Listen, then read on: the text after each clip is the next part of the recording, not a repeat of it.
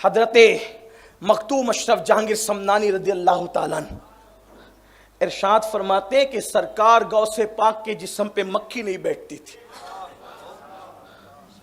غوث پاک کے جسم پہ مکھی نہیں بیٹھتی.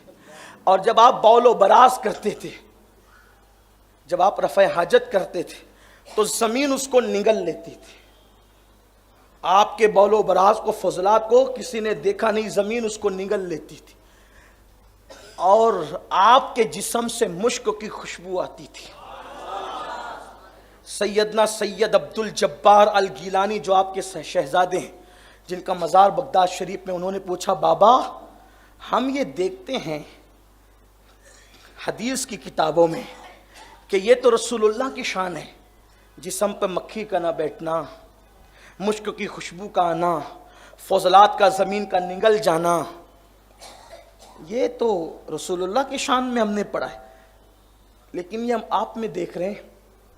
اور یقیناً آپ نبی تو نہیں، یقیناً نبی نہیں. غوث پاک نے کہا بالکل میں نبی نہیں ہوں، نبی کا غلام ہوں، نبوت ختم ہے. لیکن کیا فرماتے ہیں غوث پاک؟ سنو، فرماتے بیٹا یہ جو تم دیکھتے ہو نا، مکھی نہیں بیٹھتی، مشک کی خوشبو آتی ہے اور فضلات کو زمین نگل جاتی ہے، اس کی وجہ کیا ہے تمہیں پتہ ہے؟ عبد القادر جب تھا یہ نسبت ہے. فرماتے عبد القادر جب تھا اب عبد القادر نہیں ہے. تم جو دیکھ رہے وہ جلوہ محمدی دیکھ رہے ہو، رسول اللہ کا جلوہ تم دیکھ رہے ہو.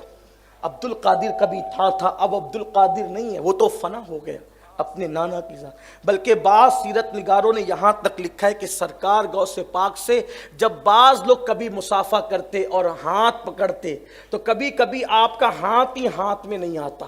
جسم میں اتنی لطافت پیدا ہو گئی تھی کہ سرکار غوثیت ماپ کا ہاتھ لوگوں کے ہاتھ سے کبھی کبھی اوجھل ہو جاتا تھا. یہ سیدنا غوث پاک رضی اللہ تعالیٰ کی شان ہے. فرماتے ہیں کہ عبد القادر کبھی تھا اب عبد القادر نہیں ہے. جو دیکھتے ہو تم جلوہ محمدی دیکھ رہے ہو. پھر حضرت سید عبد الجبار گیلانی نے کہا لیکن بابا یہ بھی تو ہے بابا کہ رسول اللہ صلی اللہ علیہ وسلم کے سر پہ بادل سایہ کرتا تھا اور وہ ہم آپ کے سر پہ بادل کا سایہ نہیں دیکھتے. تو غوث پاک فرماتے عبد الجبار میں نے بادل کو منع کر رکھا ہے، اس لیے کہ کئی لوگوں کو مغالطہ نہ ہو جائے، مشابہت نہ ہو جائے، اس لیے میں نے بادل کو منع کر رکھا. اگر میں منع نہ کرتا تو لوگ بادل کا سایہ کرنا بھی دیکھ لیتے.